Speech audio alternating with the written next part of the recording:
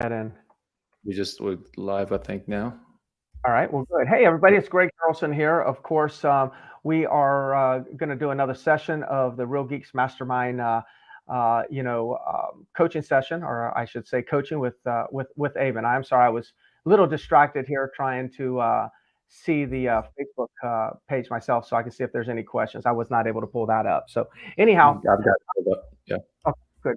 So today Abe and I are going to discuss building an audience versus the building a database. And before I get too far into it, just understand I'm all about building a database, but I really want to have a conversation today about the differences of, focusing on building an audience versus building a database.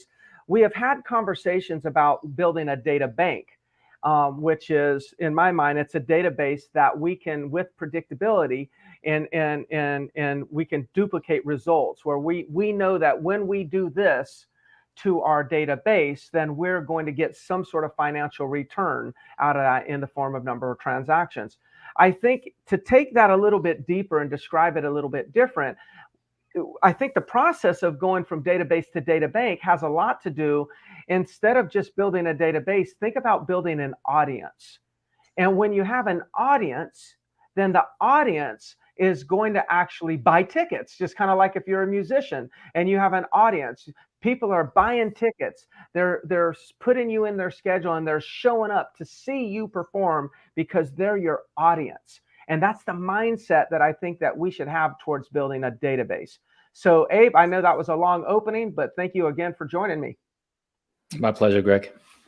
Looking forward to What this is your first? conversation. Yeah, what is your first thought when just the conversation audience versus database? Yeah, I mean, so database, that word gets thrown out a lot in our industry, Yeah, right? And I think a lot of times agents take for granted that, oh, I'm building a database. I'm building a database. I've got 10,000 people in it. But to me, it means nothing, right? Having a database and you don't do anything with it means literally nothing. It's just a yeah, list of names and numbers. The same names and numbers that you have in your database, there's probably five other agents in your market, if not more, that have the same numbers and names. And Zillow has them, and Realtor.com has them, and Century 21. It's all over the place. Everybody has names and numbers, right? So to me, I think database kind of just gets used the wrong way. I love, when you came up with the term data bank.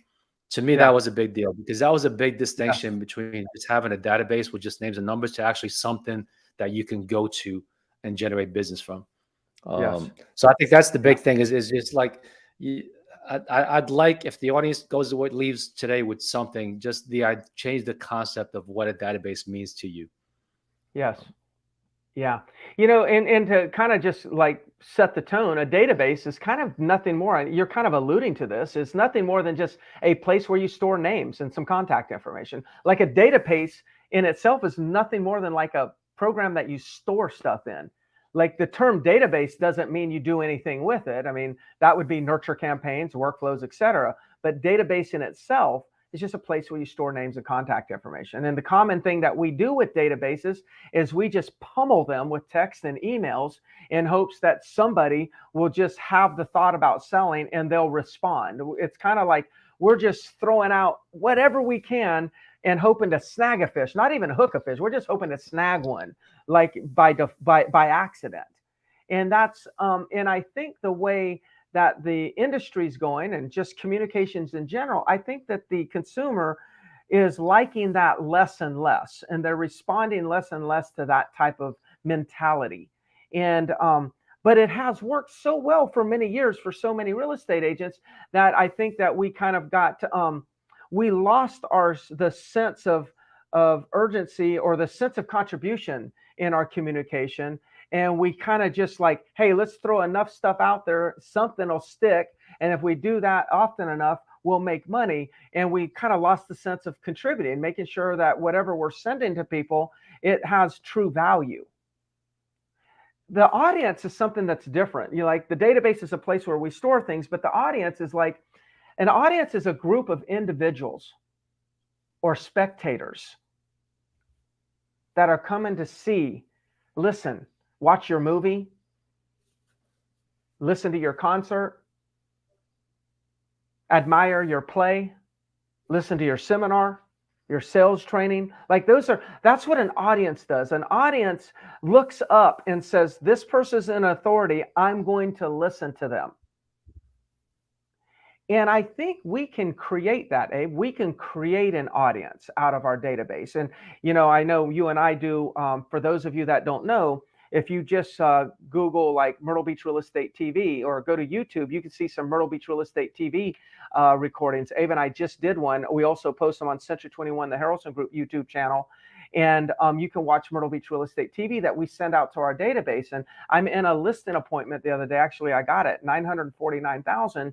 I got this listing, and the gentleman says, hey man, I really enjoy watching you and Abe on that Myrtle Beach Real Estate TV. That made me think he's part of my audience. Is he in my database? Yes, he's in my database, but he's in my audience. And we don't really make money by having people in our database. We monetize and make money by having people sitting in our audience. And I think this shift needs to occur, because if we just continue to build databases and are not thinking about the quality and the value that we're delivering to the people in those databases, I think that the email delivery, the companies that, the email portals, the cell phone carriers, I think they're going to block all of the information if they cannot detect we're adding value. And how can we detect? They can detect whether we're adding value, whether or not anybody's opening up our emails repeatedly. If they open up our email and hit unsubscribe or spam, they know that was no value. But if they open up our email and don't do that, and then next time we send an email, they open it up again, then they're like, okay, they must see value in here, in this content. Therefore, they're going to keep delivering your message, or at least I speculate they will. I don't have a clue what they're really going to do, but that would be my speculation. Yeah, I wish there was a feature or a meter that had like an algorithm that tells you the level of engagement, or give you a score on your database, like based on the level of engagement. Because at the end of the day, that's what the audience is. People, it's not how big your database is how much of it is engaged. Mm-hmm. How many people are opening up the emails? How many people are reaching out with questions about the email you just sent them, the market update you sent them? And that's what we have to focus on, is how can we create more engagement with the people that are in our database? Yeah, I agree. And the value for us to do this, I mean, it comes back to, I think we talked about it before, I think it was here, the jab, jab, jab, right hook, Gary Vaynerchuk's book, right? Or give, then ask. We've got to get back to that in order to get our open rates and whatnot. And I think there are some analytics. I don't think that they call it what you described it, but like our open rate, our unsubscribe rate, our spam rate, all of those are good indicators of how someone values our content. It really is. So some of the problems, I think, with the databases, all we've been doing lately has just been pushing content to people with the intention of snagging somebody. Where we haven't been really, a lot of the content's old, it's not relevant to today's market. And it's always saying things like, well, would you like to take a look at the property? Would you like to take a look at the property? Instead of saying, adding some value and then offering to open up the door for them. Offering some value. Like, when's the last time that we've taken the time, if somebody's looking at certain properties, and I know that this would be cost time, but when's the last time, just to illustrate an idea of where we said, hey, I know you are looking at properties in this particular neighborhood. I wanted to send you a quick snapshot on what the sales have been.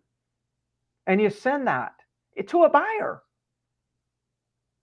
Like, you might be thinking, well, I wouldn't want to do that. There's been some lower sales. Hey, look, here's why you would want to do that. They're going to know the prices anyways. Here's why you would not want to do that, because your competition's not doing it.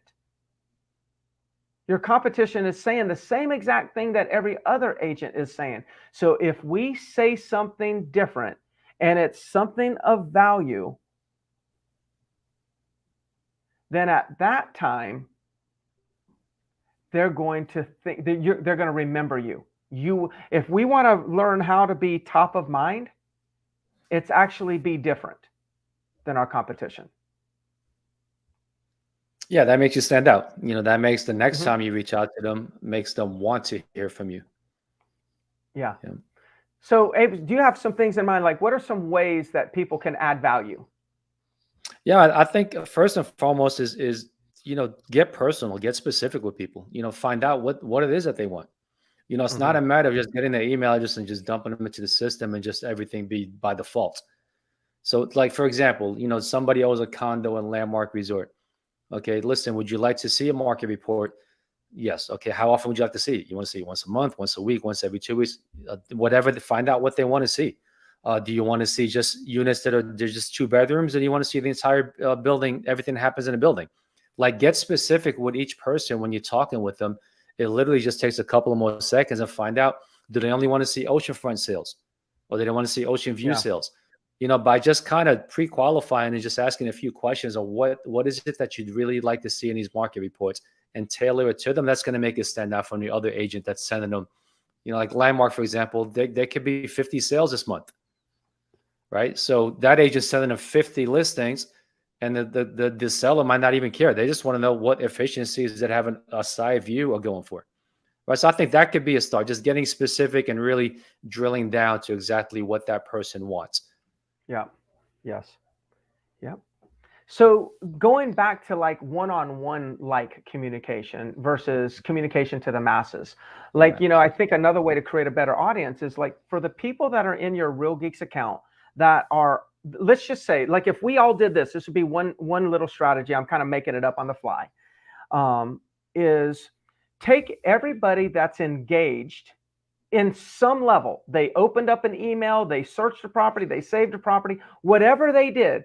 If they were engaged at any measurable level in the last 30 days, send them, go to your MLS, pull out a 2022 real estate report. You can go to your MLS and probably just get a report right out of your MLS for the entire year, an annual report of what happened in the real estate market.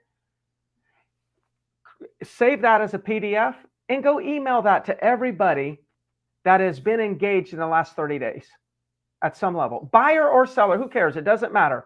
What you're doing is you're saying, okay, this group has showed up on my website.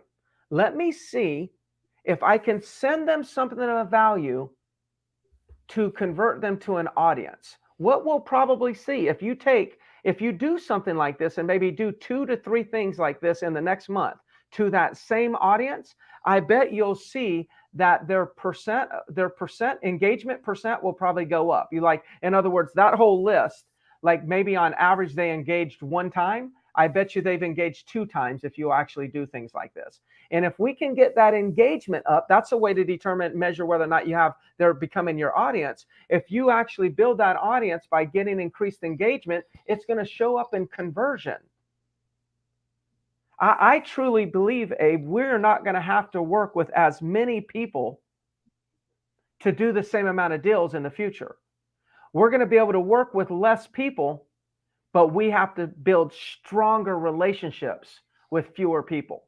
And that is going to be the way to navigate the next couple of years. That's truly what I believe. I agree. I'll take it a step further, and I'll say, Yes. we've never had to work with that many people to get the deals. We just Okay. we just convinced ourselves that no, we gotta get bigger. We gotta have a bigger database, more people in there, more buyers, more sellers.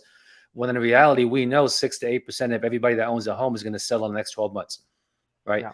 We know the percentages on what buyers convert. We know what the numbers are. We don't have to have an audience or a database of 10,000 people.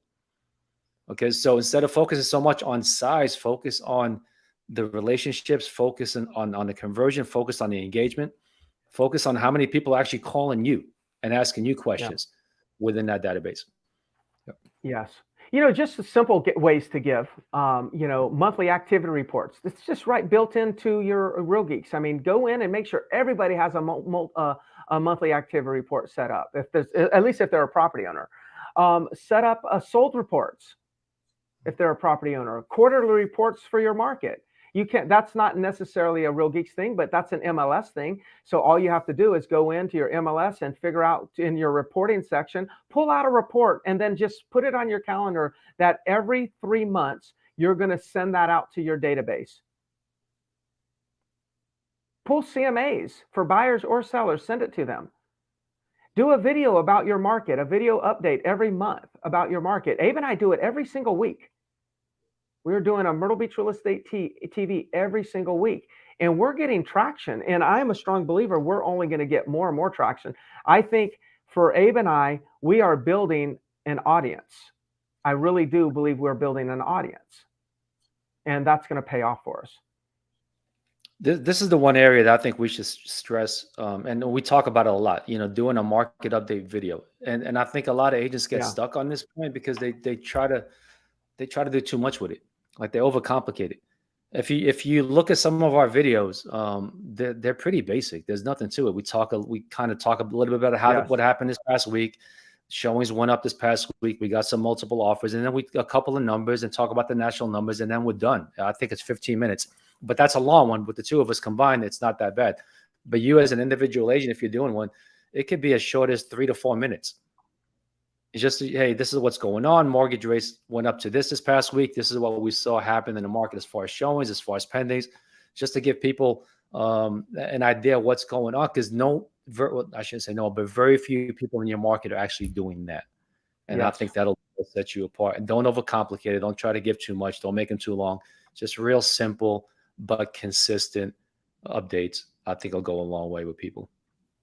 Yeah, and for those of you that are a little hesitant and you're thinking, well, I don't know how and whatnot. Look, that's your story, and I get it. I get it, and I don't think Abe and I were that great the first time we did it. Okay, I think that 6 months after Abe and I started this, I think Abe started figuring out like, okay, this is the kind of data that I'm going to bring, and this is how I'm going to explain it, and then I came up with whatever how I was going to participate, and we're catching a groove now. But you've got to start somewhere, and just remember, video is a powerful way to create an audience, and the audience and your database is not buying tickets to your show. Your audience will. And that's I keep thinking it's about wherever you go and there's an audience sitting there, they're listening to an authority. And in the end, that's what we want. That's what we want. So like if you go to Myrtle Beach Real Estate T or my company Facebook, Century 21, the Harrelson Group Facebook page or YouTube channel, look, there's nothing for me to sell you. So that I'm not promoting anything. I just want you to see an example of what we're doing and see if you could actually find yourself, because it's paying off for us. All right, Abe. So I think that's it for audience versus database. Any final words? No, just again, just get back to personal one-on-one conversations with people, figure out what they want and deliver to them, and then do some market updates from time to time. And then and let's start changing our mindset of what we're building. Right.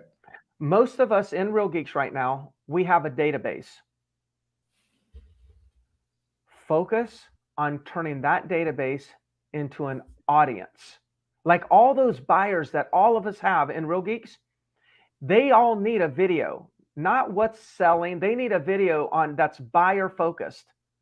Hey, here's what's going on in the market. As a buyer, here's what you should be thinking. Here's the opportunities. Like you create a buyer focused video and send it out to your entire database. And you do that once every 2 weeks, they become your audience.